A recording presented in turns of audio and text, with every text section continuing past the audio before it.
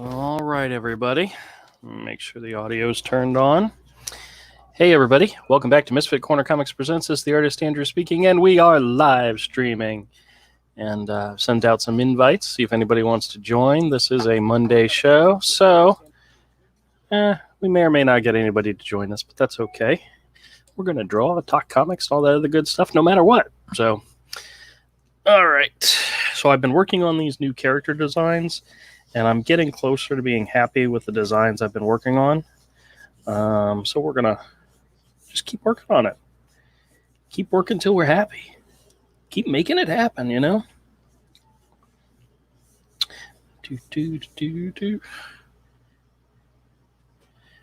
Dillard says, yeah, Mondays are overrated. Yes, they very much are. This was work-wise, this was a very busy Monday. Man, I sit there at my table, my desk, just looking at the clock, waiting for 5 o'clock to come. Oh, man. 5 o'clock is a wonderful thing.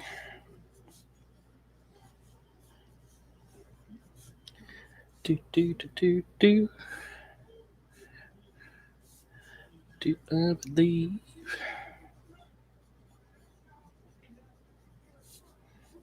All right. One of the things I was kind of thinking about doing is trying to make a unified design for these characters. Then each character would have a distinct variation from the initial design. I did like 6 or 7 different character designs, and none of them were nearly close to the same because I was mainly just playing around with it. But I think I'm getting happier with the design. I'm almost there.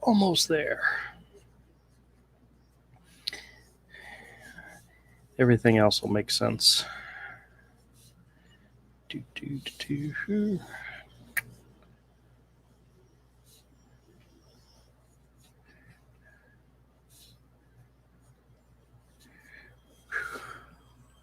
My entire shed and studio has no power. Oh no, major disaster. Need to run new power wiring underground. Oh, that sounds horrible, dude.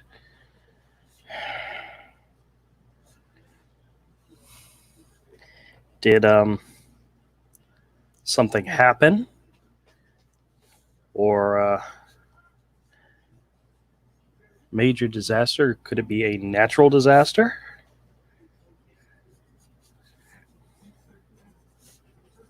That really sucks.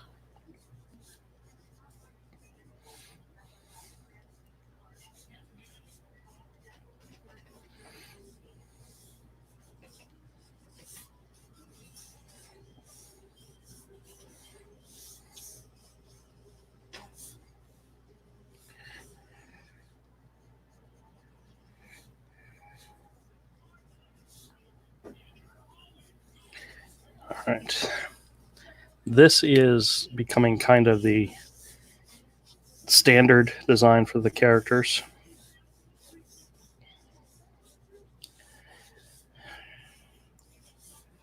Which I'm kind of happy with. It's more of a generic cat face. And then, of course, like I said, there's variations on it. Apparently, the wiring isn't 12-2. I don't know what that means, but is that a like contractor code for not up to code or something?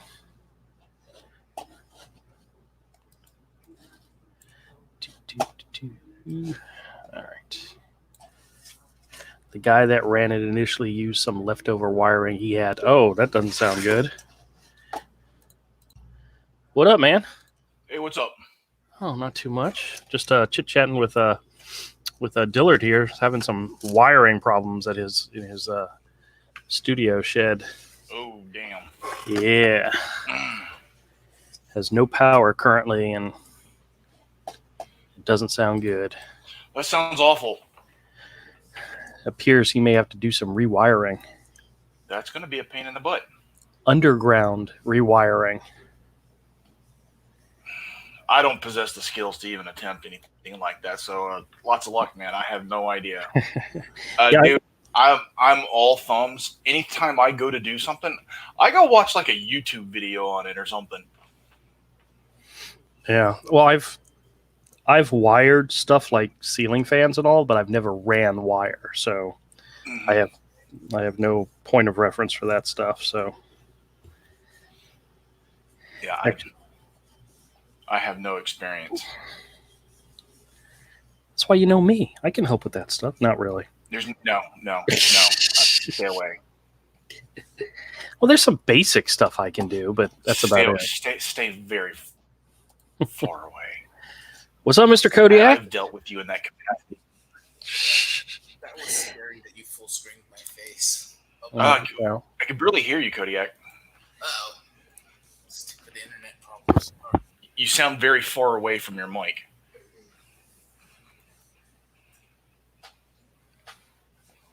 He's getting his things together. Avery, did you see my latest store updated video? No.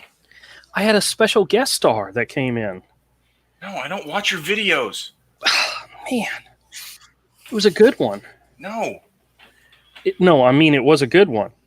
Whether you watched it or not. Kodiak. Yes, it was Kodiak. Yeah, I already know Kodiak's been out there. And I hate you. You hate me? Why? What did I do? He had to get that heavy metal from someplace. Well, I mean, I didn't know he was going to make a video about it. Oh, and Kodiak, thanks for making me sound like some kind of indigent charity case, you douche. I didn't mean it like that. That's exactly what I did. Can you all hear me? Barely. You sound like you're far away. What about now? Okay, you sound fine. You used to hear the second video where I got on. Kodiak, I'm just looking for work. It's not like. Well, you did it in a form. I did it in a form that like it's everybody. You know what I mean? Like right now, it's everybody. Yeah. But I was supposed to post the one I did on Eric Weathers today, but I'm like, dude, does it sound like I fucking said his artwork sucked? I know I didn't. I like his artwork, but I was like, I put the disclaimer that I don't know how I'm going to do these videos if I'm doing a friend's, reviewing a friend's artwork and I don't like it. Am I going to be honest? So I was saying that, and then I went into, well, speaking of that, here's Eric Weathers, Oh, later. Yeah. That's a poor segue. Yeah. This is how you do the spotlight. Only spotlight people you like. Only show their best. Yeah. Well, he was rather impressed with your heavy metal work. So, dude, that was so long ago. I know. Dude, that was written and drawn probably 2 years before it was published in heavy metal. Yeah, that's what I figured. Because I think they had it for a year before they published it. Can you hear me? Yeah, barely. You sound very far away and like you're in a tin can. I'm gonna have to drop out. No, you're going to have your mic next to your face, like you just were. It's practically up my nose. Well, you did something between just a couple minutes ago and right now. Dillard said he saw the video and it was pretty good. Yeah. I'm assuming he's talking about my video, my store update video. Which no one watches your videos. I'm sorry. I don't know why I make videos. I don't know why. Nobody watches. I'm like, cheap shot, take it. Yeah. And it's like, can you hold back just a little bit? No. Okay. No, people obviously do watch your videos. 3 or 4 of us do. Oh my gosh. I made a huge mistake. And your live streams are your most popular consistent thing. Well, I mean, actually some of the toy videos get a lot of views, but that's because it's not driving in fans of the show. I mean, consistent. Yeah. Like the toy depends on what the toy is. Yeah. I mean, regular thing you talk about or post is that does the best is your live streams. You may have a toy thing you do that gets hundreds of views, but it's just that one toy. It's not the next toy and the next toy. Your consistent viewership is on your live streams. Yeah. Well, do you remember us doing, I was talking about that one commission and I showed you, and it was the Star Wars scene where we were talking about it. We're looking at all the whiteout and all that stuff that was on it. Look, I told you the wrong artist's name. Who is it? Initially, when I started the video, I said James Herron, and you said, I don't know who that is. We can hear you, Kodiak. I think it's Daniel Warren. It was Daniel Warren Johnson. Yes. Yeah. I got him confused because even at the beginning of the video, I said he does Rumble and the new Wonder Woman Dead Earth. Well, I confused the two artists because James Herron does Rumble and the other guy, Daniel Warren Johnson, does. I just confused the two together. So somebody put a note on the video that says, you got the wrong artist. I was like, oh my God, I feel so stupid. So I edited it and changed it, and I'm going to repost it later. But it was a good video other than the fact that I named the wrong artist. You guys are like encyclopedias of artists, so you missed one freaking artist. Well, no, their art styles are they're very, very similar, you know? Yeah. To me, it's like getting John Buscema and Sal Buscema mixed up, you know? Or Andy and Adam Kubert. They have distinct styles, but they're very similar at the same time. And yeah, I just felt stupid because I named the wrong guy. And I don't know why. I don't know. I think what happened is maybe James Herron maybe shared the tweet. And then that's who I credited. But I don't know. The bottom line was I screwed up and gave the wrong name. That happens. Sometimes you just get things confused. Well, we are talking about me now, you know. I do it too. I'll be looking at something and be like, oh, that looks like so and so. Oh no, got it wrong. Yeah, so I'm going to be reposting that video, giving credit for the right guy. So how y'all doing? I gotta say, now that I've been like hanging out with you guys online, I've started recognizing more and more artists. You'll recognize their style. Yep, it's the way. It's everybody has their own thing. The way that the pencil or the brush or the pen reacts to the way they apply pressure and what they use. Typically, you know, it's. Well, see, we collected comics for the art. We really did. I mean, there was a group of people that I followed, and they would always talk about writers.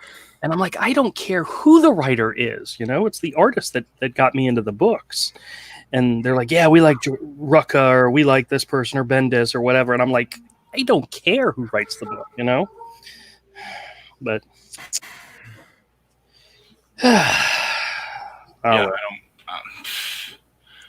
as long as the story's decent,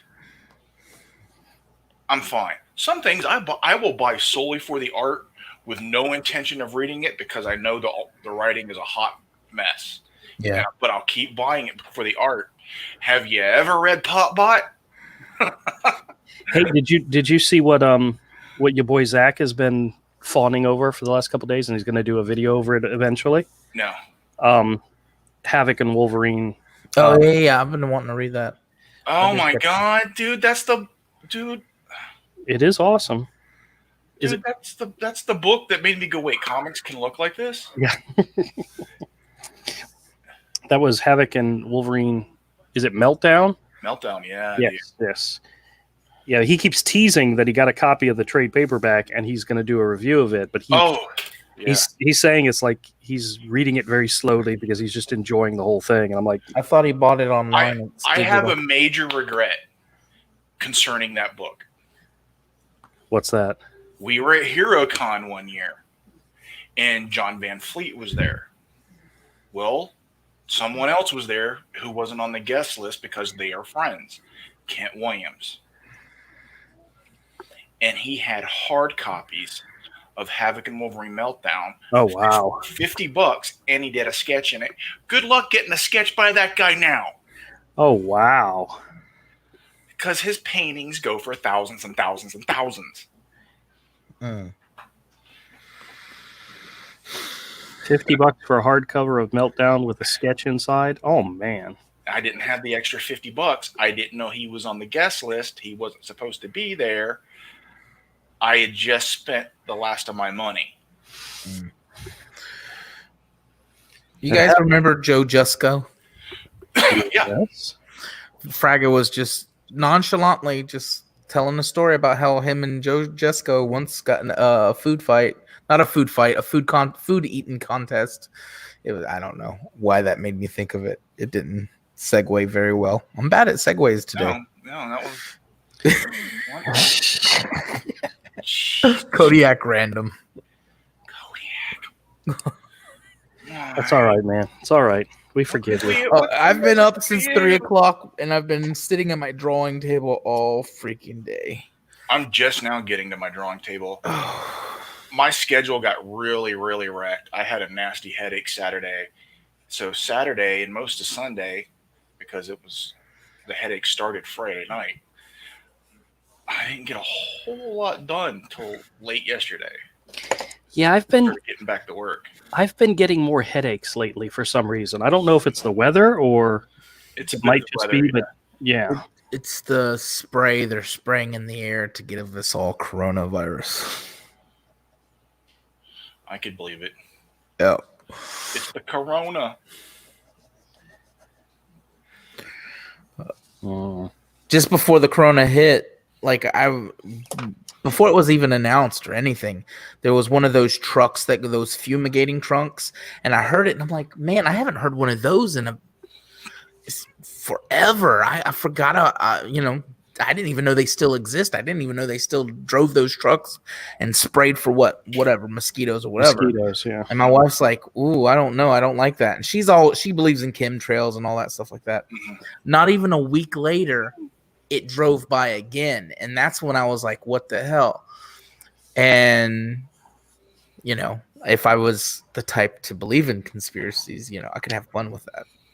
Yeah, I'm not a type to believe in conspiracy at all. You know what that is, right? Those are sterilization vans, trucks. They're coming around. They missed me about 11 years too late. They're going around to different communities and trying to sterilize everybody through the air, aerosols. Welcome to China. I believe they're for mosquitoes. Yeah. That's big. Of course, that's what he calls kids. So yeah. Bloodsuckers. That's right. My daughter calls. Oh, what is it? What's the term my daughter uses for kids? Parasites. Parasites. Yes. Mm-hmm. We're always asking them about kids, and they're like, "I don't want no parasites." Okay. Ugh. So yeah, I had a visit from the Kodiak this weekend, and we had a good time. You got to see me and the boy work. Oh, great! I'm sorry, Kodiak. Yeah, I got to see how tall Mike is. Yeah. You see why we joke around that he's mine? Yeah, it was funny. Because you look at Andrew, and Andrew's like a short dude. Yeah, it's true. He's not even average height. Some would say he's a manlet. Only horizontally. Vertically, he's huge. Only vertically. Horizontally, he's huge. But Mike's like almost my height. And you know what's so funny about Mike? When he was born, when he was a little kid, he was bow-legged. And when he was, I think it was either 9 or 10, we had corrective surgery done to his legs where they cut his bones and twisted his legs and put a steel rod in his legs to straighten out his legs. Wait, what? Yeah, and you're not making fun of me right now, right? I'm not making fun of you, but listen, our biggest concern was that it would stunt his growth. No, it makes him taller. Yeah, because I had that surgery. Oh yeah? Yeah. Was it Blount's disease? No, it wasn't a disease. It was Blount's disease is the softening of the bones that made him go, or at least that's the way they justify the surgery. It softens the bones, makes you go bow-legged. And they cut the tib. I don't know the names of the bones. They did mine at the same time. Did they do his separately? Nope, both at the same time. He was in a wheelchair. They did mine at the same time. Weeks. Yeah. But yeah, that was a big deal. he was a little kid at the time, and it was Stan so was funny. He was in soccer when he was a little kid, and they always thought he was so weird because he would kick the soccer ball with the outside of his foot. You know, where most people would kick a soccer ball this way, or they'd kick the soccer ball with the inside of his foot. He would kick it with the outside of his foot while running. And Holy crap, Avery! Maybe he's my kid.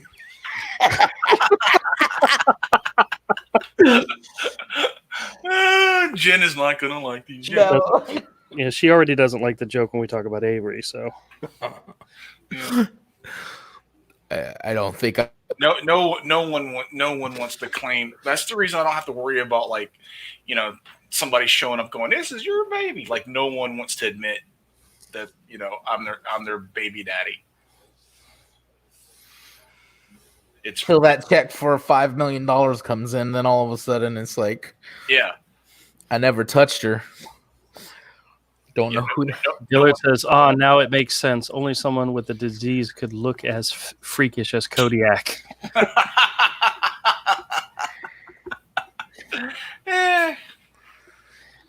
I'm hurt. You should be.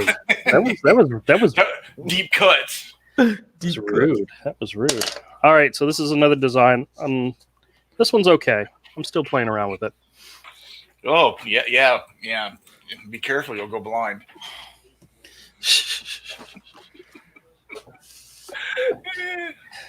All right. Hey, you guys want to look at some comics? Oh my God. That's a yes, right? Oh, I can't wait. Oh. Well, I've got a stack. I got, man, with having green melt. I need to do some more sample pages of my painted stuff and send it to Zach. Be like, yo. Be like, yeah, if you ever want to do a comic like that, yeah, you know, I'm your homie. I'm your Huckleberry. But you can do two different styles in the same story, you know. I can. Yeah.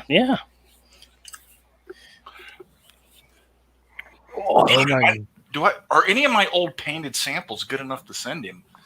No, they suck. If Andrew would give you the damn I don't even know what the hell, dude. I am so fucking tired. I just like passed out a little bit at my desk. I like got real dizzy. It was like you ever got dizzy, sleep tired, almost passed out, but it was like riding like you just hit a J. Mm-hmm. Yeah, it was like a buzz. All right. Richard says, "Good evening, Andrew. Have been liking the videos of late." Well, thank you very much. I appreciate it. All right, so I got another stack of comics I want to share with you. Oh, no. This is Dillard's like favorite part of the Yeah. So, yeah. I love those Dave McKean covers, though. I ain't yes. gonna lie. I love Dave McKean. There were two Death limited series. One was the high cost of living, and the other one was the time of your life. Both of them were illustrated by Chris Capullo and Mark Buckingham. I think Mark Buckingham was on both. Yep, and written, of course, by Neil Gaiman, the person who created Sandman and Death. And I have 2 and 3 of a 3-issue series for the high cost of living, and 1 and 2 of the time of your life. So 2 incomplete series, but you have some more deaths scattered you've picked up too, don't you? I might. That's the whole thing. I think you do. I don't know if you have a complete run of any of it, but I'm pretty sure you have some more in your stock if someone hasn't picked them up yet. Well, that's why I'm looking forward to going to the store and checking it out and see. Because if I get a complete set, I'll of course do a bundle. But sure. But this is high cost of living. This is from what year was this? 93. And then this one was 96. High cost of living's got to have somebody looking for the original run because they still keep that book in print. Oh, they do. That thing is become evergreen. Now that Vertigo's gone, it may eventually die out because there's nothing coming out from DC to keep those characters on people's minds and wanting to learn more. That's a great cover there. Yeah. This one, not so much, but these two both are great. Those books look boring. Okay. Yeah, oh well. We got a Detective Comics from the New 52. This is Francis Manipul on art. That looks boring. I don't know about that. It doesn't look special. It's not that it's not that Francis Manipul's a bad artist. He's not. That's not Francis Manipul. This is somebody else on the inside. Oh. He's credit on the inside. Alba, whatever. Oh no, Francis Manipul did the plot for this. Oh. The art was by Fernando Blanco. Okay. Oh, that's kind of disappointing. But I don't care. But it's nothing. It's nothing like special going on. Right. It's just a run-of-the-mill Detective Comics. It should be decent, you know. If it's not, something's wrong. Here's a Greg Capullo, Scott Snyder Batman, number 51, which it's not bad. Not bad. I still want to get some more of these. The Greg Capullo stuff looks good. Yeah. I'd rather have them in trades, black and white. Oh yes, that would be awesome. Like the Court of Owls. This is Secret Empire number 7, part of the limited series. I don't think, what's his name, Sorrento, the guy that did the art, I don't think he's a very good artist, especially when you're talking about Andre Sorrento, when you're talking about like a big crossover, type of, it's just not. For that kind of a storyline, which everybody says sucked anyway.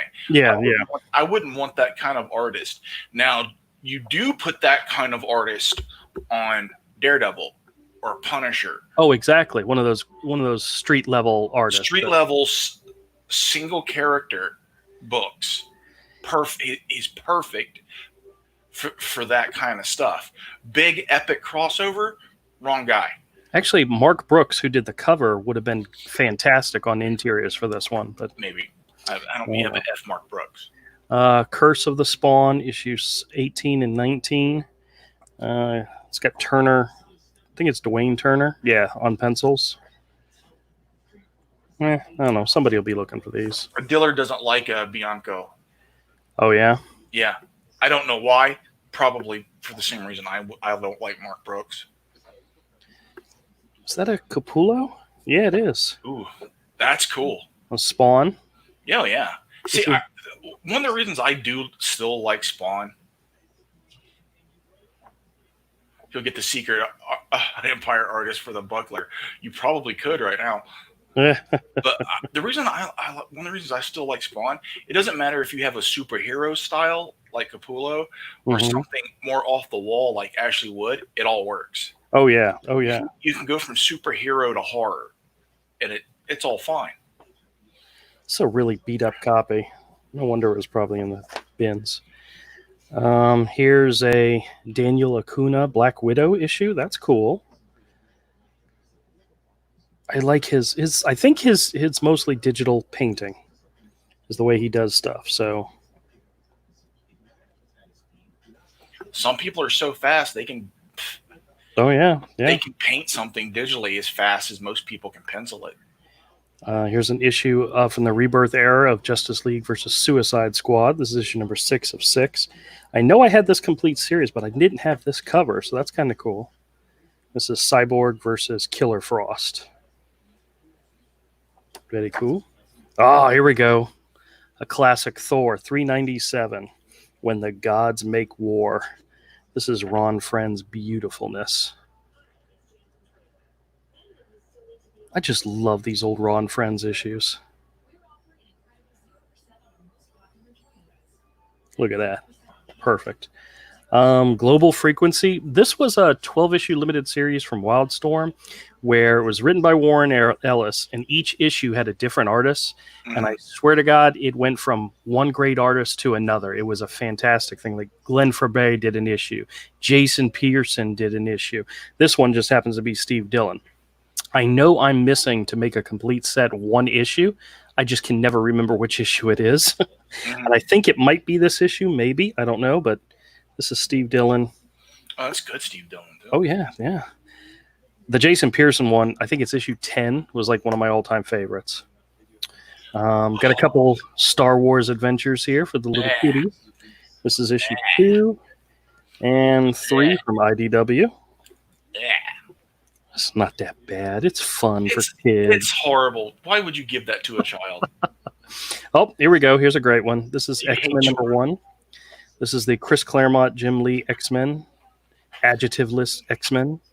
And this is the version with The fold out. the fold-out wraparound cover. I don't know how many of those I bought. I know it had to be more than 2. Yeah, I think I bought 3 or 4 of it each one. I very probably nice. still Very nice. probably still have them, and I don't care. It was awesome.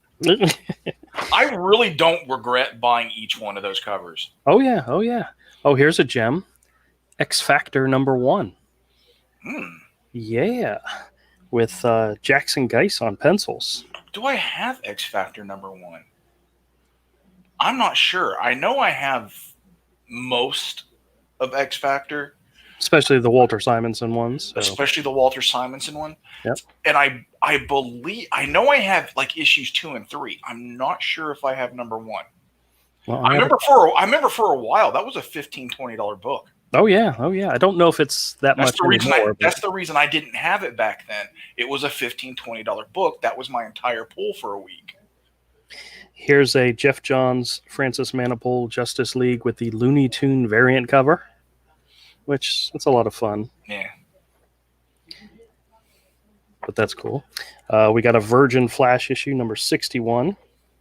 Very cool. Takes up the whole cover like that.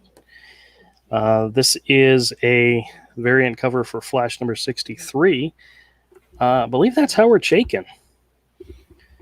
Doing some type of... Man. This is one I was sold on the cover. This is an Image series called Sleepless. This is issue number 5. I really like the cover. The art on the cover looks fantastic. The interior, it's the same artist, but definitely sold. It's kind of boring on the inside. But well, you flip through all those pages and nothing really happened. People are just walking around talking. Yeah. Oh, wait. There's a little bit of an argument happening. Nothing happened. Oh, wait. Here's some action. Finally, something happened. And it's over. Yeah, that's... But I really like the cover. I like that. Even if you're just cutting away to a subplot that has something happening. Didn't realize that's a good cover. Didn't realize that the corner was all ripped up.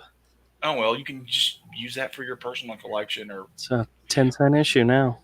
But this is a Batman with Jim Aparo on art. Classic Batman. Very cool. But yeah, you can rip that one apart for reference or something. That looks like somebody took a buzzsaw to it. There's a good chance it just got ripped, like when a box was getting cut into or something. Yeah, I've got another issue like that in here of Spawn that happened to, but oh well. Sometimes when I see these, I look and go, ooh, and I grab them. I don't look at the condition. I just grab them because they look good. This is Sam Keith doing the Max for IDW. Is it a reprint? No, it's reprint. That's reprint. Oh, it is? Oh, okay. Yeah. That's the old.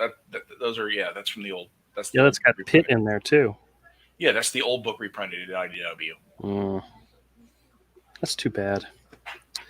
We got Legendary Star-Lord. This is the Black Vortex Part 3 with Paco Medina on art, which is actually pretty good. Yeah, Funky Cool Medina. That's right. We got Event Comics. This is Ash number 5. This is the one where they crossed over. They crossed over with Greg and Tim Hildebrandt, and they did the some of the illustrations in here for their character. So whenever their character appears, it's illustrated by them, like this.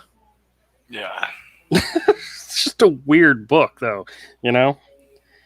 But you got Jimmy Palmiotti and Joe Quesada doing Ash, and then Greg and Tim Hildebrandt doing their character in the same book. They weren't in there very long, but it was an interesting thing, but I don't know if it worked out well. We have Widowmaker number 4 limited series with Black Widow. Garcia, it says, is the illustrator, but yeah, it's not too bad, not horrible. Picked up another one of those Divine Right. This is issue number 6 from Jim Lee. I wonder if he was trying to sell the comic just on this cover alone, you know? It's man Jim Lee, too. Mm. Oh, women running around in their underwear. I guess that's how you sell comics back then. I would tell you to put that in my pile, but you won't put it in my pile. Because who knows when you're going to be back? As soon as I'm back. Okay, well, this is Avengers vs. X-Men Round 3. This one is they swap back and forth between artists on Guys, this. I gotta go. I have 2 pit bulls breaking into my backyard. Okay. Uh-oh. Go take care of that. Yeah. Go do it. All Go right, do it. Bye. Pop, pop. This one's John Romita Jr. That's pretty good. Yeah. It's so much easier to read when you look at those panels. Yeah. On the Junior, like you look at it, and there's not a whole bunch of crazy dumb stuff going on. Here's a rebirth issue of Green Lantern, or Hal Jordan and the Green Lantern Corps, issue number 24, with art by Uncle E. Yeah, that's cool. Yep. Don't remember when his last issue was, but this is probably getting close to it. I think I have the last issue. I think I picked it up. I don't remember what number it was. This is rebirth issue of Blue Beetle, number 9. Yeah. Scott Collins on art. Very good. Archie Corin said he thinks the sales for X-Men was about 30 million. Yeah, it was something like that. It was. Yeah, really it was something crazy. Check this out. That's cool, man.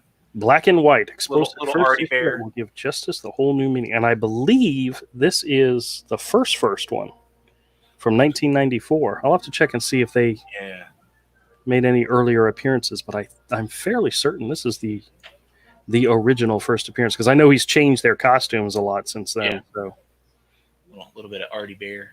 look at that puffy hair. Yeah. It's very much design of its time. Oh yeah, definitely 90s.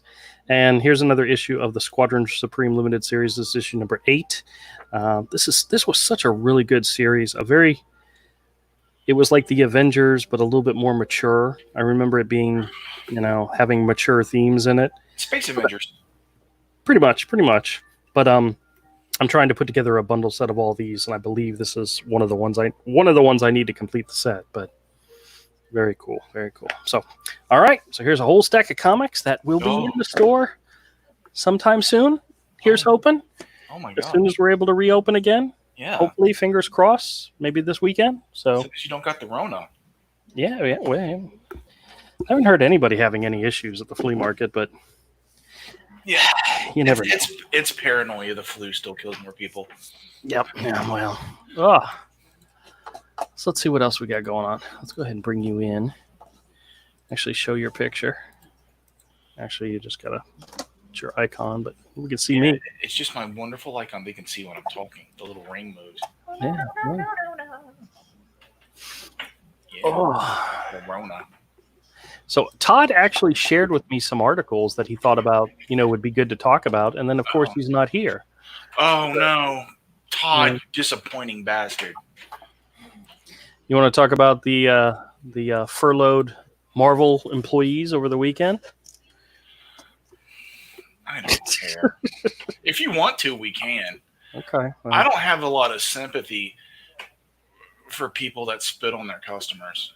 Yeah. Well, I think it's funny. In mass. It's not like they got in an argument with one person and they were mean to that one person. They spit on customers in mass. Well, there was an article that came out in which they were talking about the DC Comics being received at stores, through the new distributors, and they're shocked that they arrived in such really good condition. They were bubble wrapped and everything, and the people they're shocked at how well they took care of the comics, even though there wasn't anything major in there. But actually, let me share the article with you, and we'll see if we can get some entertainment out of this. Doesn't that sound like a good idea? I guess so. All right, good. I'm glad you agree. I don't. DC Comics arrive in stores in bubble wrap. This Rich Johnson article, it's like they're surprised that the distributor took care of the comics that they sent out. They're shocked. Because Diamond doesn't. Diamond just throws stuff in a box, and if gets there, it gets there. Oh yeah. I've never spoken with a comic shop owner that's like talks about the care taken with their packages when they order stuff. Yeah. I've talked to several comic shop owners that in their entire time being open, they've never gotten one order correct. Yep. Well, this is the article. It says, now this is how you make an impact on comic retailers as the new distributor of comic books. Bleeding Cool has reports that retailers have started to receive the DC Comics titles for sale on Tuesday, though without actually receiving any restriction for sales date, they could start selling them right now. But Lunar Distribution, also known as DCBS, seems to have learnt from their own need to sell comic books in decent condition and have left nothing to chance. Retailer received their comics in close to mint condition as possible, courtesy of copious and oversized bubble wrap.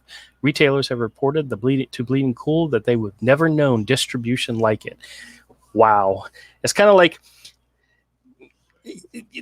they shoved it in their face, for all the retailers and all the people that were saying, oh, this is such a bad idea. DC, Diamond is the greatest thing ever to walk the earth. And all of a sudden, DCBS, who's been shipping comics to people for many, many, many years, all of a sudden they send it to them in bubble wrapped and took excellent care of the books. Yeah. And look at this. This is a picture of one of the packages. I've worked in warehousing and distribution. And that's what you have to do. You have to use either bubble wrap or foam pads or peanuts or packing paper. You have to use something. If you just throw books or any sort of product, honestly, I think it was I think it was actually an order that I received from DCBS's sister company, which is In Stock Trades. Mm-hmm. And I had ordered something for them, and when it came in the mail, they had taken all the books, there weren't that many, and they laid them on a piece of hard, stiff cardboard, and they shrink wrapped it, and then put it in bubble wrap and so forth. And I was like, that's one way to keep the books. Number one, the books from moving.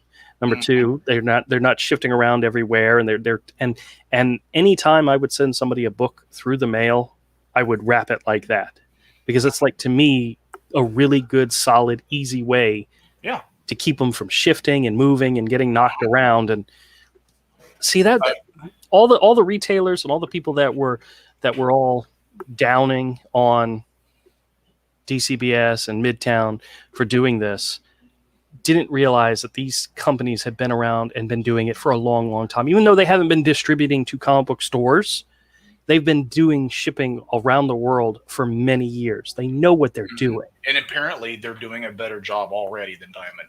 Yeah. But now of course, Rich has got to shift the focus to the fact that, these books aren't that important. It's like Daphne Byrne #4, which they named it wrong. Richard said, let them all rot. Yeah. Oh, wait, Todd's here. Hey, Todd, how's it going?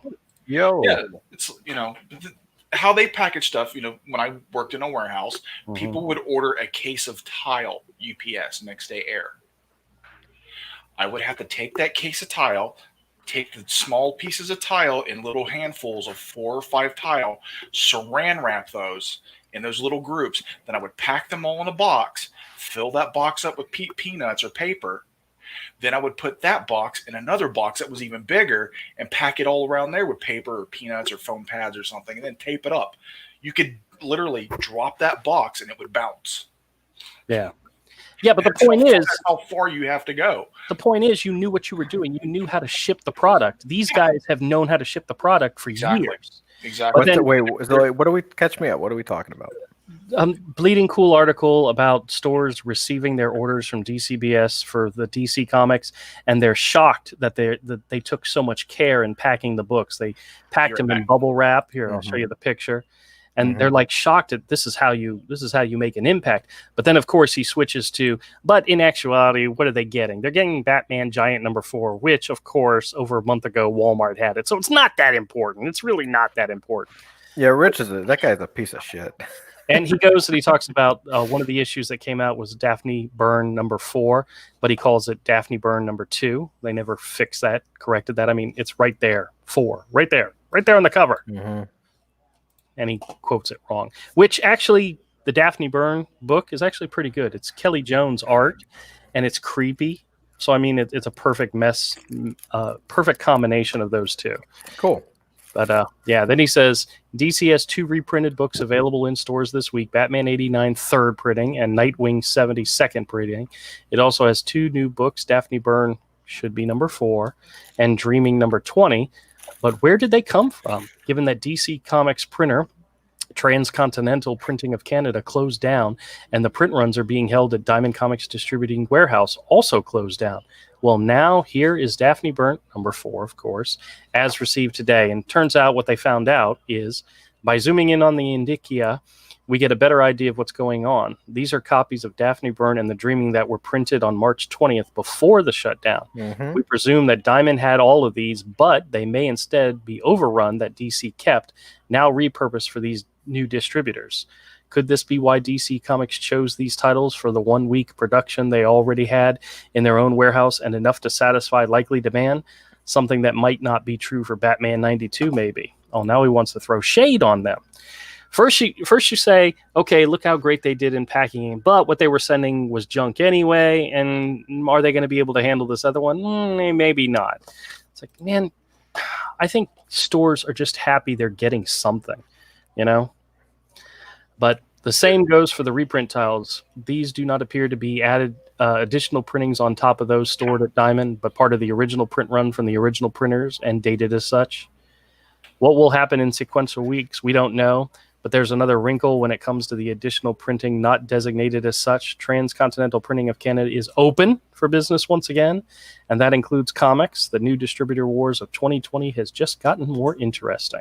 Yeah, he had to talk about what the product is to try to shift focus away from the proper care that was taken by the distributor, the proper care of that product. Because when you're packing something to ship to a customer, whether it be a store or a private person, you have to ask yourself, well, if it was my $50, $100, or $100 or $200, how would I want this taken care of? Yep. What I think is amazing is the lack. Think about that. What I think is amazing is the lack of awareness on the part of these, comic shop owners and people like Rich Johnson. Like, there's the lack of awareness. Like, or just a clear understanding of how economics work and basic free market trade works. When you have a monopoly, whether it's a legal one or not a legal one, whatever. Sorry, I'm eating chocolate. Oh, good. When you have a monopoly, the monopoly controls everything. Like, Diamond can just chuck a bunch of books in there. Who cares if a third of them get damaged? Because where the hell is a comic shop going to go? Do you know what happens when there's like a viable competitor that actually packs books like this in the picture you're showing? Oh, yeah. Diamond all of a sudden ups their game and spends a little bit more money and care in the packaging of things, and maybe starts giving discounts because they have a competitor. Yeah, I don't know. If when there are competitors in the market, you win. Like, the consumer wins. Hey, how long ago did Dan DiDio leave DC? Because he's still listed as publisher on these comics. Mm-hmm. Well, that's probably why, actually, Andrew. Like, I probably went to press right before he was at the time they were printed. Even though that was months ago at this point, right? Mm-hmm. Oh well. I was just saying that I was telling Avery I had gotten stuff shipped from DCBS Services, their sister company, In Stock Trades, and they always took really good care of everything they shipped to you. Yep, that's the way it should be. That's why I thought it was so funny when what's his name from Lone Star, My Comic Shop, or whatever, were saying, what are they going to do when they have to deal with damaged books? And my first thought was, they won't have any. Well, they'll have some. Some things will, no matter what you do. Yeah, but something's going to happen. But odds are they'll take care of it. Yeah. Well, here's the thing: this is obviously not their first rodeo. It's actually the funny thing is, it's actually easier to take care of damaged books when there's a small percentage of them, as opposed to like when half your shipments are trash. Yeah. You know, like there's going to be a huge reduction in all that. And if they provide a better service, I think it's great. I think it's awesome. I don't, you know, I hope they stay in business because I think all it does is help the industry. All it could do is help the industry to have multiple vendors and multiple distribution points. And I don't care what Brian Hibbs and all these people say. You know, who knows why I don't understand the hard on they have for them. Like all this talk about, oh, they've been such a good vendor. Man, that's bullshit. You can Google, you can find Brian Hibbs articles where he's trashing Diamond. Oh yeah. Like it is not like, oh, they're just an amazing thing. Like I don't know whether that dude's getting kickbacks or whether he gets special discounts. I get it that he wants to see these guys as like that he sees DCBS as a competitor. But tough shit. If you saw, they're not even the same game. If you really saw Midtown Comics and DCBS as a competitor, you would have launched your own distribution system. You know, because you're competing with Midtown Comics has a comic shop, and Midtown Comics has a distribution center. Yep. You are not competing with the distribution center. That is a different business. It has different margins. It's probably under a different. I mean, clearly, it's under a different LLC. It's not the same business. So get off your high horse. He's just butthurt that someone who has a comic shop got business and is actually getting paid when he's not. Well, it's really that simple. Yeah, one of the arguments that they were making was if all retailers can't be opened, nobody should be getting new books. We should all be suffering together. And I thought that was completely insane. Yeah, we should all be Venezuela. That's right. If you could have something and be able to sell that your competitors can't, you do it. You know? Mm-hmm. Yeah, exactly. It's capitalism. It's capitalism at its core. Well, Todd McFarlane said it best. He said it in an interview, and I haven't watched the whole thing, but I did see a little clip of it on your boy Zach's channel. And but basically, he's straight up. He was like, McFarlane was like, I refuse to join the comic book suicide pact. Yep. And that's exactly what he called it. He called it a comic book suicide pact. He's like, I'm not going to do it. I'm going to find a way to survive. You know, and I'm like, hell yeah. Like how it's not even revolutionary thinking. It's basic. Like it's basic bitch stuff to say, like no business owner in their right mind it says, oh, the whole country shut down. Oh, I guess I can't do it. No, every business owner is like, fuck, what do I have to do to like get this going? Yeah. Like, yep. What do I have? How can I fix this? What can I do? What do I have to learn? Do I got to do Zoom? Yeah. What is that? How can I use that? Can I sell stuff through it? Like people want to know. They have employees, their employees' families, and you know, a lot of them feel responsible for these people under them because they jumped in the boat voluntarily and they want to take care of them too. Mm-hmm. Hey guys, I got something special to share with you. Oh God, keep it in your pants. I would respect him more. I have some Easter candy that I picked up specifically because it's perfect for this show. These are 2 chocolate Easter bunnies from Russell Stover's. One of them is sour watermelon flavored, and one is soured blue raspberry flavored. Now, Andrew, you do understand that you just went from like really good comic book news to like talking about some Sour Patch garbage. Does this not sound awesome? It doesn't. You went from a relevant conversation to dumpster fire. Guys, I don't know about you, but that's like the definition of the show. Do you not realize that? Dumpster fire? Good conversation to relative dumpster fire. Yes, exactly. Oh my God. What a segue. Guys, look at this hot trash I found. I'm so excited. I'm going to shove it in my mouth. This is the watermelon one, guys. It smells so good. Oh, these have been sitting on my shelf for days. I've been dying to try them. And since you guys are here, you guys, you respect me enough to be part of the show that this is probably your favorite part. So it's not respect, it's boredom. Oh, okay. I'm gonna try this now. Okay, so hold on. Goddamn disgusting. Oh my God. Can you imagine if Andrew got popular enough? Just think, that's his sex face. That's his Yeah. orgasm face right there. Just imagine if this show got popular. That's his orgasm face. Oh, that's how babies are made right there. Oh yeah. Take it all. Yeah. Take it all. Take it all. Yeah. Oh. My God, this is disgusting. Why That's do what she said. That's exactly what she said. That's right. Why do I do this to myself? Oh my God. Andrew, you love it's it. not like people don't warn you. Oh my God. My wife, when I showed these to her, said, "Ooh, I want to try that." You can have it, baby. Ooh. Yeah. Oh, that was the watermelon one. Ow, the aftertaste. Oh my God, that was disgusting. You love it. Oh. Imagine if Andrew was popular enough that he had people like animate these episodes to take clips out of context. I think I hope, yeah. I don't even think he has to be. Oh my God. Todd, you're an animator. Get on it. I know.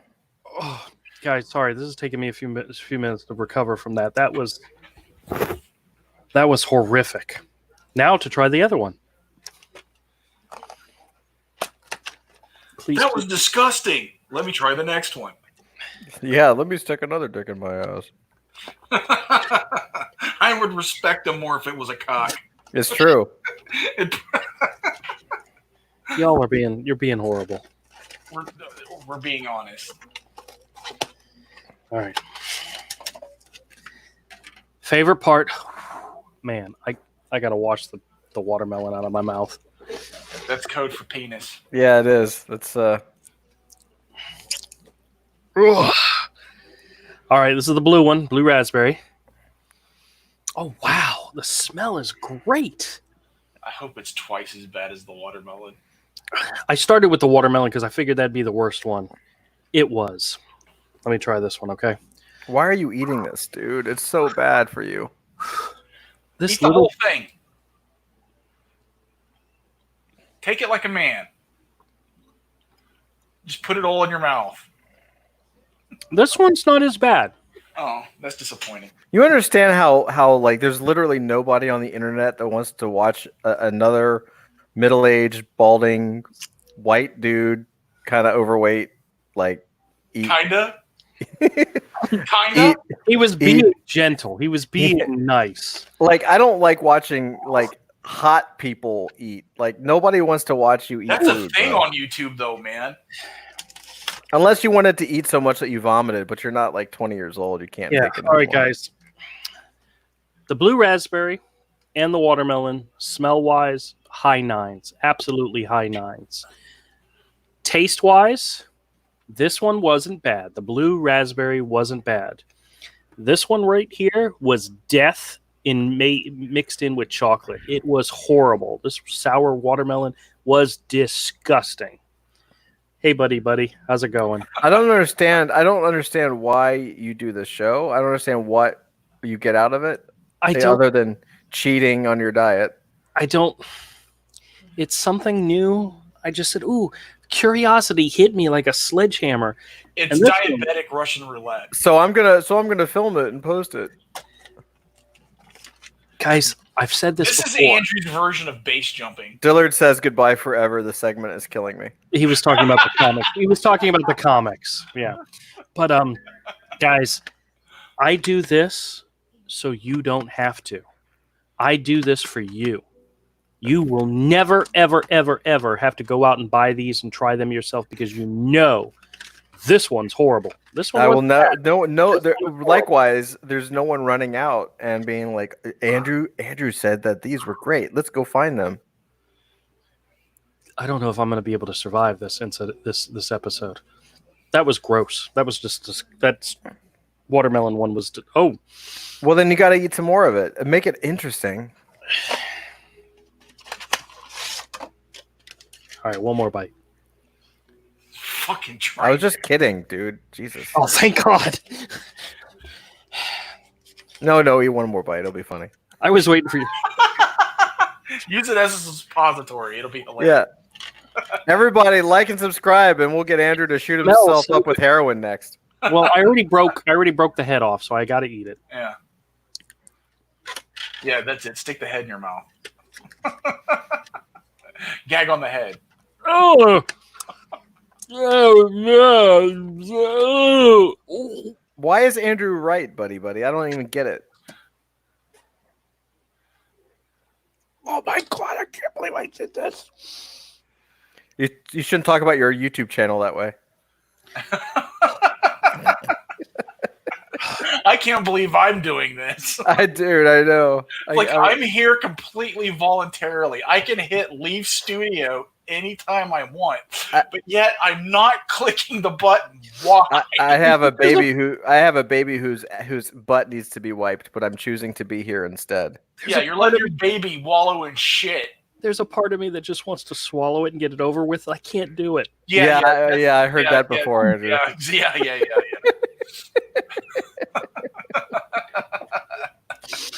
Again, I would respect you more. It's true. This is freaking torture. No, torture is watching you do this. I'd rather be waterboarded than. Oh my god! I can't believe we're going to swallow this. Oh god! Somebody please clip all this shit and put it. Oh my god, that was disgusting. I can't believe I let you talk me into trying. All of your sound bites need to be clipped and edited in, overdubbed to some tastefully edited gay porn. Oh my god, guys, that was disgusting. I can't believe I did that. Oh, there's still an aftertaste in my mouth. He just keeps giving. Yeah, he just keeps taking. Oh, that was disgusting. Yeah. But yet you still swallowed it. I did. I swallowed it whole. You're just doing that on purpose now. Dude, this aftertaste is nasty. God. Ugh. Thank God it's the internet and we're all internet gay. That means you want me, doesn't it? No. Oh. No. This is the kind of thing you give to somebody who you hate and detest. Eat more. Buddy says you should eat the rest. No freaking way. This person, buddy, whoever it is, hates you. Oh. Ooh. Oh my god, I don't know why I do this to myself. Yeah, I've been asking you that every episode, and now I just don't care anymore. I told you it's diabetic Russian roulette. It's Andrew's version of base jumping. It is. It really is a base jump, isn't it? Yeah. I don't know what base jumping is.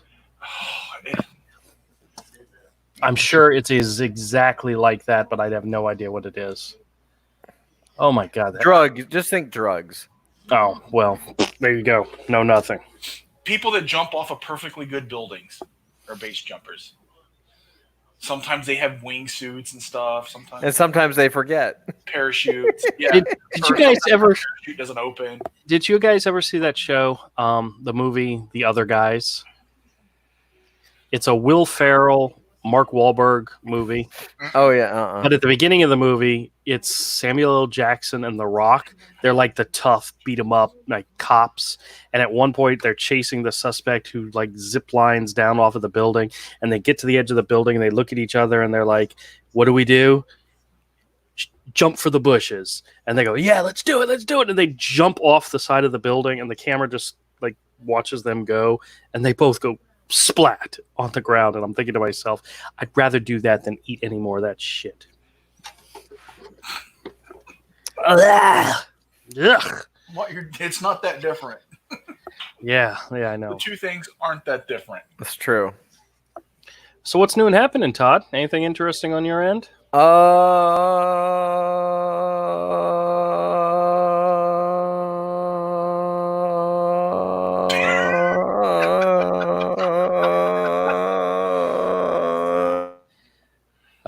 I had to mute it. He roboted at the end as you hit mute. That part sounded cool. Oh, whatever. Let me see if he's still there.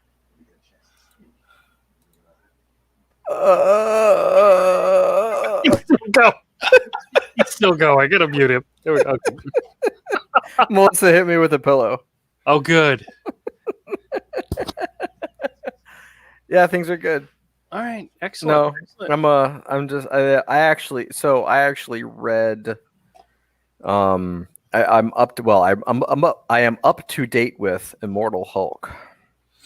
Oh, really? Mm-hmm. It is such an interesting book. No. Yeah. Too bad Al Ewing doesn't like any of us. Well, here's the thing. Here's what makes it interesting. I think you guys would like it. So it is here's the thing. Here, how do I explain this? I actually was trying to think about this yesterday, how I was going to explain it to you guys. So I've read 33 issues. That's how many I believe is out. It is. So first, it's the best horror book I've ever read. Like every time I think they can't do something more grotesque, they actually find a way to do it. Like at one point, it's just really, really, really good. So as a horror book, Avery would love it. It's genuinely the best Hulk I've ever seen, and it's genuinely the most gory shit I have ever seen. It's all Joe Bennett. That guy is awesome. So that's the first part. But the most interesting thing is like, so the story goes. It's so. Here's what makes it good, and I don't totally know how to put it into words, but I'm gonna try. Okay.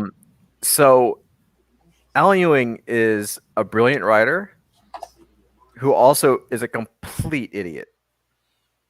And what makes the book so good is that his writing is so on point, but the things that the Hulk and the quote unquote good guys are after are the stuff are like essentially like the things that Al Ewing would hope to happen.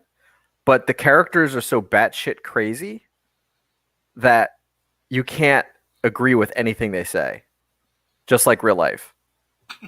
Here's what I mean. So the premise of the book, and I'm not ruining it, and you're going to say, "Oh God," but then I'm going to follow it up with an analogy that I thought of yesterday to explain this. Okay. So the basic premise is that what unfolds is that the Hulk, they're calling the Devil Hulk. The Hulk wants to end all of humanity because of environmentalism, climate change, and capitalism.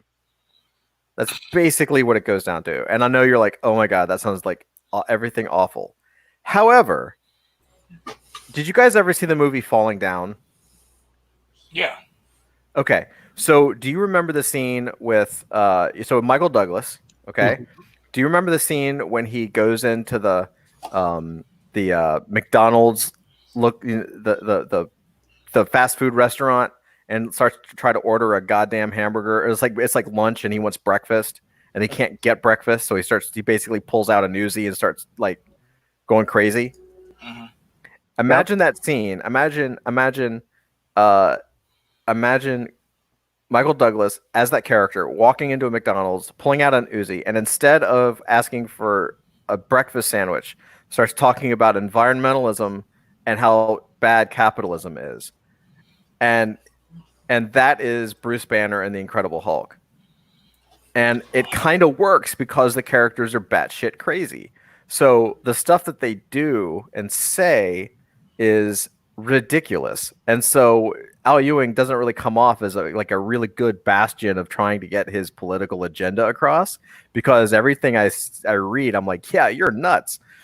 On the flip side, the bad guys are like, some of them are really, really good, but then in the mid-20s, 30s, the mid-20s, you get the Minotaur, and it's a really good storyline with a really good villain and a plot, but he's so clueless as to what a business person is that the bad guys are so cartoon, like in their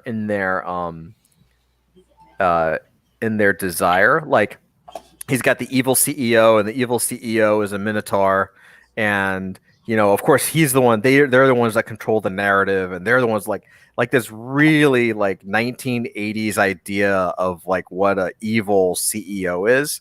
Right. and it doesn't really. It just makes them feckless. It almost makes them, and they get trounced, right? Because it is a superhero book, but it's basically like the bad guys get beat up by the really, really, really, really bad guys, which are the Incredible Hulk and friends. It's really, and because of that, because it's an original take and the writing is really good, it actually works really well. But there is no sympathy for the Incredible Hulk. Like they call him the Immortal Hulk because he basically, like, the story flashes like billions of years in the future where he's literally killed Galactus, and he's like an elemental, and he's just killed everything, planets, like everything.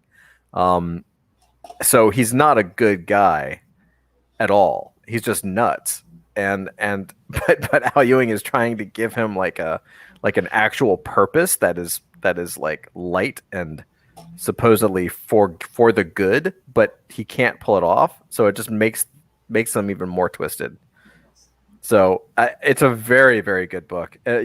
Once you start to see the agenda stuff, you kind of roll your eyes.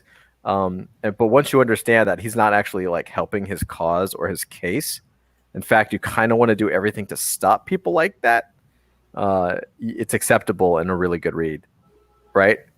Like it's almost like if Andrew or Avery wanted to make a book making every single opponent to your political beliefs look like a complete lunatic, you would write this book. Does that make sense? Sure.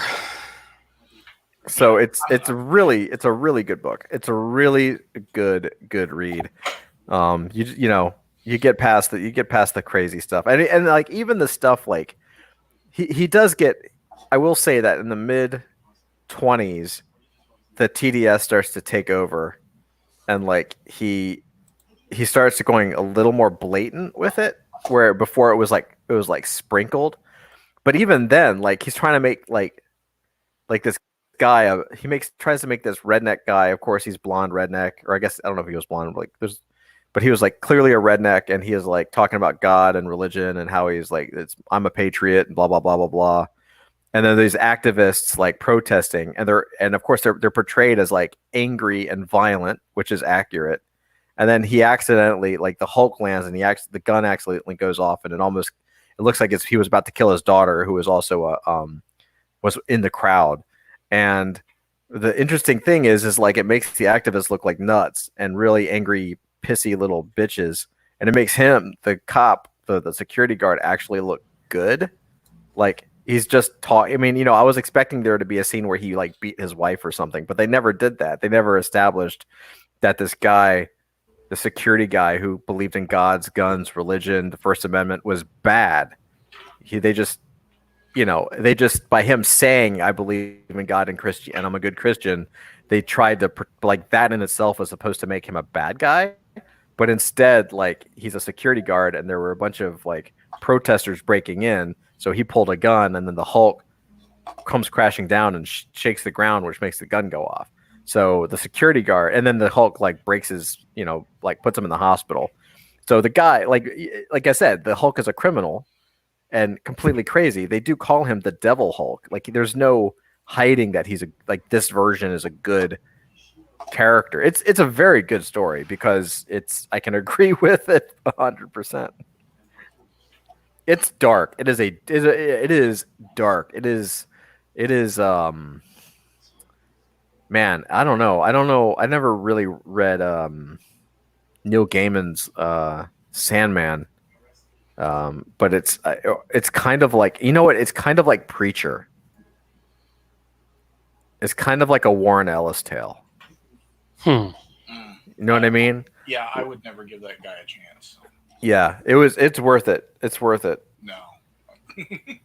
Well, you don't just do yourself a favor. I mean, you support him and his belief system, and just get it for free. Redistribute the digital pages. Douche. Yeah, it's worth reading. It's a great. I mean, he's clearly a talented writer, and Joe Bennett's artwork, like he seriously, like the best Hulk I've ever seen. Yeah, I remember seeing when the first issue came out, flipping through it and not really liking it that much. But then again, the first issue is worth like $50 now because people are going crazy looking for it. Yeah, Yellow Flash liked it to begin with, but then that writer went full ham, egg, and cheese. Oh yeah, he's nuts. But again, he writes like that too. He's the voice. He really does. Like you know how some of these writers are, where they just basically start talking normal, and then that's whoever character they're writing becomes that. It's a very good book, dude. It's probably the best comic I've read in like the last decade, and that is not an exaggeration. Tell me if I'm right or wrong, but I remember when they first started to promote this book before it came out, and they were promoting it as a horror version of Hulk. Yeah, it is. Be a horror book. It is a horror book. You sure? Yeah, it's a horror book for sure. Everything you described was kind of like a social justice warrior comic. No. That I'm focusing on that, but that's like really like that doesn't even come to play until like the 20th, 25th issue. Like for the first 24, 25, 26 issues, like it's a horror book. I mean, the whole thing is a horror book, even in the 30s. Like it's an absolute horror book. Here's a quote from Vulture: "A horror superhero hybrid that doubles as a morality play." Right. And the morality play makes it even more dark because some people are going to be like, yeah, this is great. And you're like, whoa, wait a minute. This thing is like nightmarish and is like completely crazy. Like there is no attempt to make Hulk sane. Bruce Banner has like 15 different personality disorder problems in his head. It's excellent. It is a total horror book. Like there is some just straight grotesque moments. Here, I'll share one with you if I can. Oh, I'm going through the covers right now. No, Alex Ross does all the covers. Yeah. Let me That's see pretty if grody. what are you sharing? Flipping through the covers. Hold on.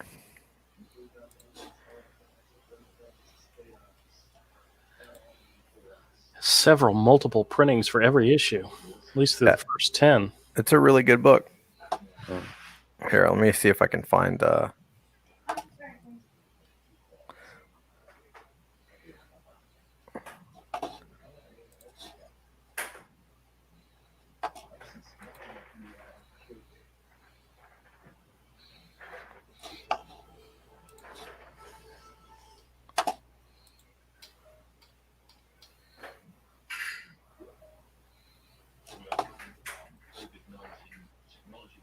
I know your boy Zach was showing some of the numbers, how the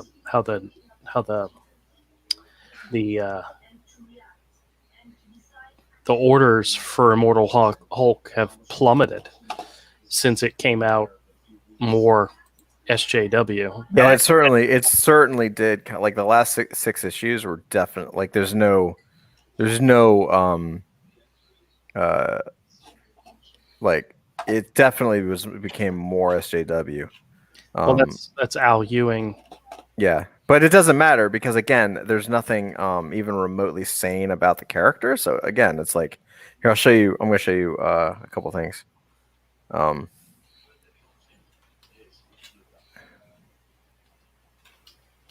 So 1 second.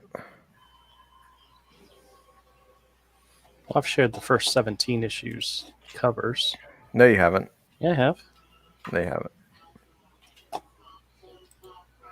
What do you mean? No, I haven't. I've been going No, through each and every one of them. No, you haven't.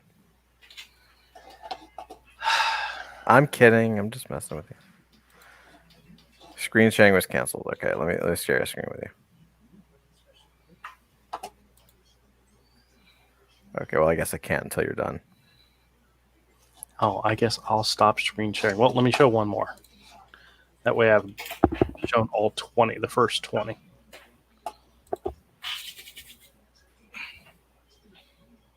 Yeah, that was a good issue. Eisner Award nominated. Yeah, I'll never even read it for free. Yeah. I hate to say it, but that guy can go to hell. Yeah, I know. I'm not. and he burned too many bridges with a lot of people. So yeah. All right. What are you sharing with us? This is the new Hulk transformation. Oh, geez. That is kind of gross. Yeah, Right. the Hulk having any other purpose other than just wanting to be left alone. It's like I'm holding his skull, and then you got like here I don't want to show everything, but let me find this one. Yeah. The heck is that? So the Minotaur got absorbed by Xanadu. Zendu, what's his name? Zen. Oh, what's his name? Zen. Zoom, zoom, zoom. What's his name? This guy.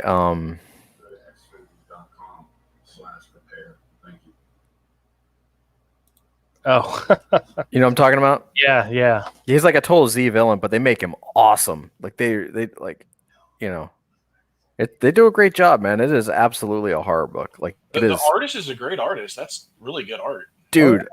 This is the best Hulk I've ever seen in every panel. Like since Dale Keown. Like I was gonna say Dale Keown's still one of my favorites. So I mean, when it comes to Hulk, but Oh, there's Doc Samson. There's a lot going on. It's great art. it is a great book, dude. It's a great book. It's a great book. Just the writer is such a piece of crap. I know. I can go read something else and enjoy by someone that doesn't hate my guts. Well, like I said, sure guy. you know that again, you're reading a book that doesn't necessarily put the writer into a winning place. Do you know what I mean? Like it doesn't make the writer look good as a person. It it makes him look psychotic, which is great because the book is it makes the book fantastic. Now that's a cool cover, number 26. You're not sharing anything right now. Yeah, I am. I don't see it. I don't know why you're not. It's on the screen. I see a cover. Oh, there it is. I see. It made me hit play for a minute. That's weird. That is weird. I had to hit play on my StreamYard screen.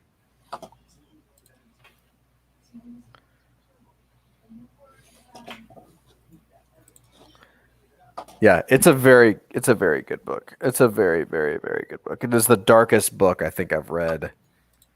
Man, I don't know. I mean, I think it's actually I think his wacky stance on things, his personal stance on things, adds to the darkness because you know this is the way real people think. Do you know what I mean? Pushed through a horror book, it's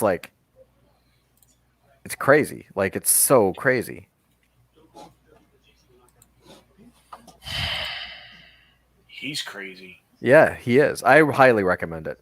All right, well, I'll have to take your word for it. I haven't had anybody coming in the store looking for Immortal Hulk, though. Well, it's also a newer title. It's only been out 3 years. So, you know, if it's not, I wouldn't know. I mean, look, you got to remember, like, I actually looked it up. I think the sales for Immortal Hulk are like 7,000 to 10,000 on average, which puts it into the top 100. But that's just it's pathetic. Yeah. This is considered a bestseller. It's like 10,000 copies, 7,000 copies. So, you know, I think that's it. I might be confusing those numbers with something else. Let me look real quick. Yeah, 10,000 is a great number to sell if you're selling direct to a customer for $25 a book. Let me check that because I was looking some other things up too. Maybe I confused my numbers. Let me Yeah, because 10,000, man, is just nothing. If you're talking about selling retail, yeah, a $4 comic, it's nothing. Let's see. These Alex Ross covers are fantastic. Yeah. Was it the March numbers that aren't out? I don't know. No, March isn't out yet. All right. Okay. Yeah. All right. So we went through all 33 issues here. So, okay, I was wrong. I was looking at something else. Immortal Hulk number 31 did 49,545. Yeah, but I think when it started, it was up in the 80s or 90s. So yeah, it was still number 14 after 30 something issues. So that's pretty good.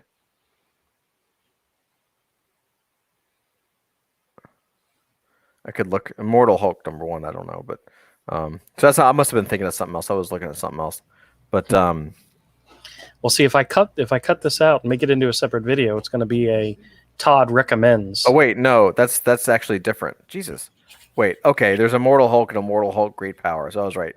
Immortal Hulk is 49,545. Yeah, I do recommend it. I think I think it is. I think it is like. Here's the thing. I think anyone who reads that book and is like, I agree with the Hulk 100%. You should run away. Like you should just never talk to them because it's basically like Hitler dream come true. Like he's talking about the death of humanity and he's trying to put it into action. Avery, this is a Gene Colan alternate cover, variant cover for number 25. Wait, that's pretty cool. Isn't Gene Colan dead? It's probably an old illustration, you know. It's a cool drawing. I love Gene Colan. That's great. It's a shame to put Gene Colan on that book. It's an insult to a master. No, but that's cool. Because I'm like, wait, isn't Gene Colan dead? That's that particular retailer. That's a retailer incentive cover is grades at like $62. Yeah, I'm either gonna. I think my next book. Where did I put it? I think my next book is either gonna be. I'm either gonna read Middle West or I'm gonna read Oblivion Song. Oblivion Song is awesome. Highly recommend that one. Have you read all of them?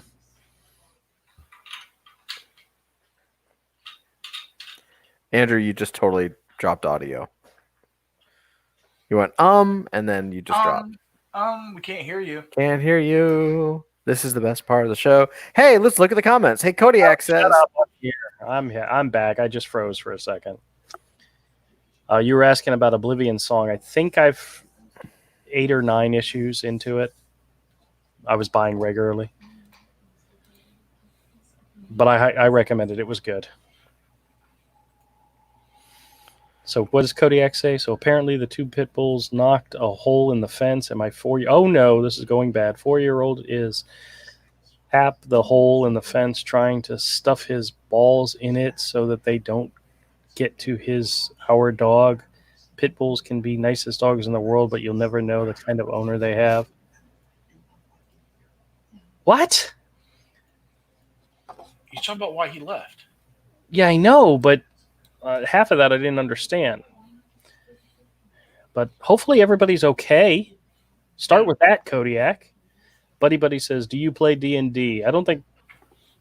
Todd, do you still do D&D or no? I've played for years. I haven't played recently, but it's fun. Mike has a group that he plays. Actually, has 2 different groups he plays with. But I've never played D&D. Oh, the weirdos are on Twitter are like, orcs, it's racist the way they depict orcs. That's racist. Oh, is that what that's all about? Yeah. Yes, dude. It's so stupid. It's like, fantasy, shut up. Are you serious? They're actually making a thing about this? Yeah, they've tried it before. They're doing it again. Like, this is racism. There's racism in D&D. Yes, just like the real world, some of the races in fantasy don't get along with each other and have long-standing prejudices against each other. Correct. That's a game mechanic. Oh, here's an alternate cover you might like. It's a Crazy Uncle Bill. Oh, Crazy Uncle Bill. Crazy. Filthy. I gotta hit play every time you hit share. Disgusting. Why? That looks awesome.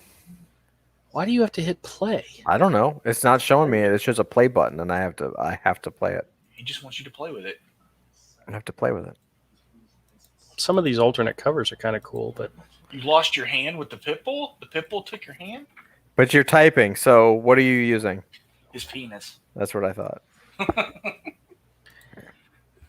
Yeah, pit bull's coming through my fence, dude. I'm walking out.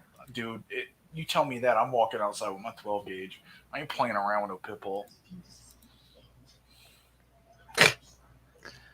there you go. There's a variant for you. Oh, that's Dale Keown? Looks like it. Oh, yeah. Sprained my hand. Oh, there we go. Got to have a Mary Jane variant in here. That's okay. I called my wife fat and she cut me. What? See,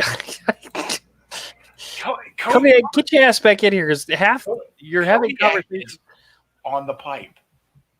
Yeah, it's taking you longer to type than it would be just to hop on and talk like a human. Yeah. He's like, I can't. My wife cut me.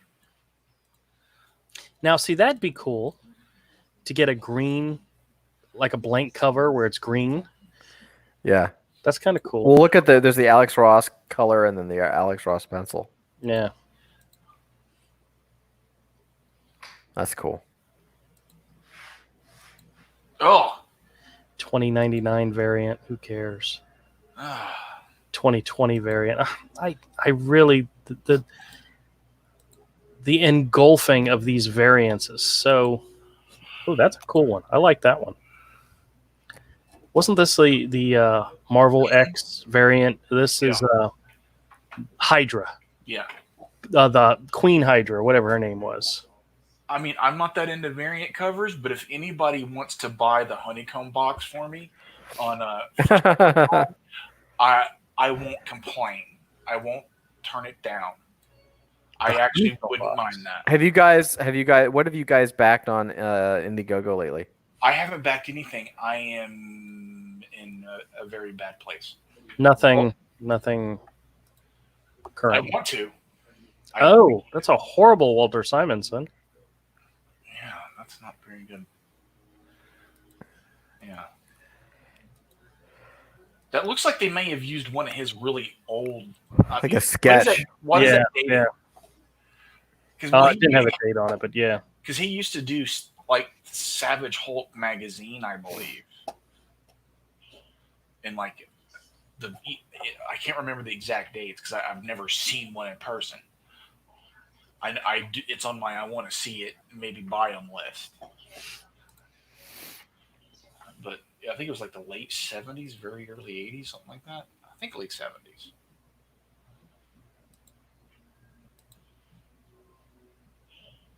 That's a Dale Keown. Yeah. I don't care. I don't like this. This is bad, terror bad. Oh, that's horrible. That is a shit show. What hot cabbage is that? It's like a digital whatever. It's like pixel art. Yeah. That's another Dale Keown. Wait, go back to the Dale Keown. Yeah, that's all right. Uh-huh.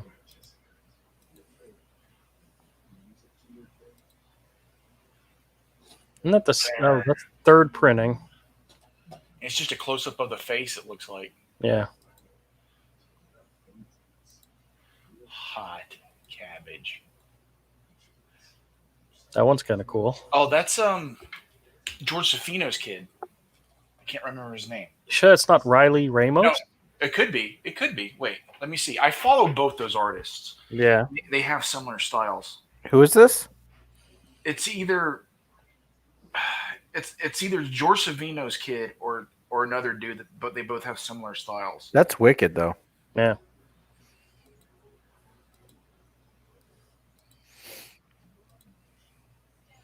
Yeah, I really hate these variants where they take like a image from the comic itself, and those are second and third and fourth prints type things. Too many covers, man. That's crazy. It is Gerardo Zaffino. Oh, okay. It's George Savino's kid. Yeah, I'm looking at his Instagram right now. I follow him. He's good, dude. He's gotten really good over the last couple of years, dude.